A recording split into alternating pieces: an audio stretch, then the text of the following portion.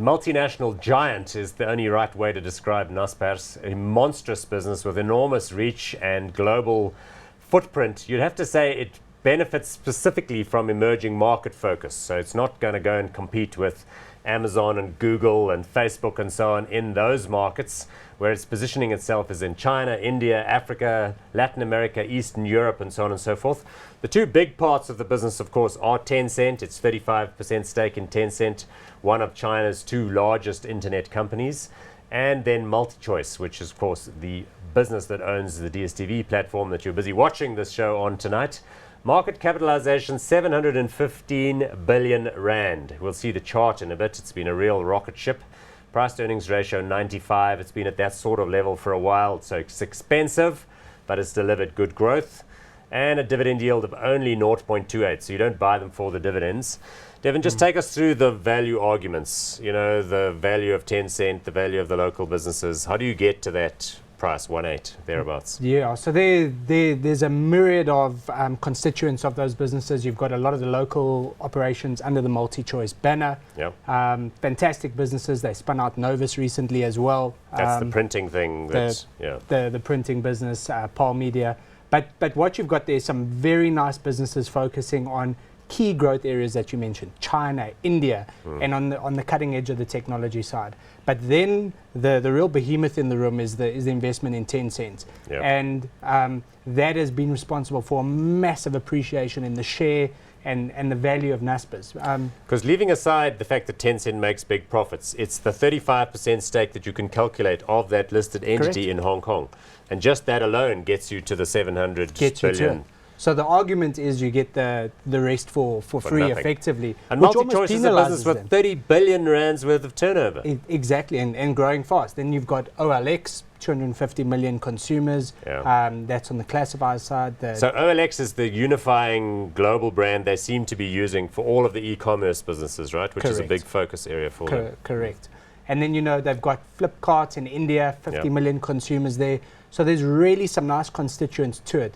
But almost because of the success of Tencent, I would argue that the value of that holding relative to Naspers, as we said, it's basically the entire market cap, is prone to some risk. And what we see in China at the moment could be argued for that. Okay, but I get the feeling that a lot of conservative people here that don't want to buy Naspers say, you can't buy Tencent because it's some kind of Mickey Mouse Chinese lottery stock. But it's not. They're like 50,000 engineers in Shenzhen working on, and WeChat and QQ are the most popular platforms in China. And unlike Facebook and, you know, Twitter, and even you could argue WhatsApp, WeChat actually makes lots of money because they've got people's card details, and for one reason or another, Chinese people are much more comfortable having that relationship and paying small amounts for avatar upgrades and movie tickets and, you know, bus rides and all that sort of thing using their WeChat identity. Yeah. So, I mean, a big growth stock, and Tencent is the engine or the driver behind that. You know, they released results last week, and one thing that did kind of put up a bit of flag for me is that when you buy a growth stock, you buy revenue growth. And Tencent is growing the revenues in the 20s, which is fine. 20% per annum type of numbers. But it might not be enough to justify what the market is placing as a premium. So my view on this is probably a bit of caution. You know, we've seen a lot of noises coming out of China at the moment. We don't have much see-through into that market. And it's not to say there's a worm in the apple, but we can afford to be cautious. Okay, let me take a different tack and a different question. What do you think the end game is for Naspers? Because we've got Koos Bekker now stepping into a non-executive role. Sure. Bob van Dijk is now the CEO, and he's really a skilled guy in e-commerce. Do you think that at some point Naspers is going to bash all these businesses together?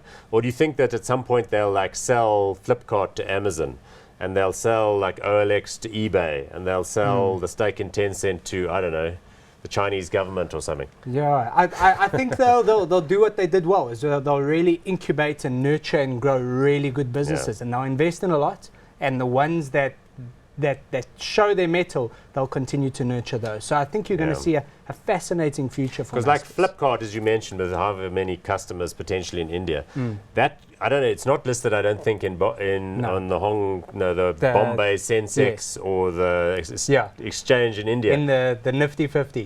But it should be, right? At some point, maybe that's what's going to happen. Sure, there might be a value unlock with the listing of it. Because we know, like Mail.ru is listed in Russia, and that's a bit of a tricky economy at the moment. Then we've got the Turkish business, Marcofoni, and all that Buscapay and all that stuff in Brazil. Yep. So they've really been on a land grab, writing checks in all sorts of places. I think when you put it all together, this portfolio is probably worth multiples of the current number. But anyway, that's me. I'm long the stock, and I've been loving it since forever. But you are sounding a voice of caution, so it's time to go hot or not. I mean, what are you thinking? You're sounding a bit... Yeah, I am cautious, Paul. Just now, I like the business model. I like the value that the management has been able to unlock in the investments. I'd wait for now. I mean, I think all is good, but no need to rush in just yet. Because the stock price, I mean, we saw it there a minute ago. Okay, you're going not hot. I'm going to go with hot on this one. What a surprise.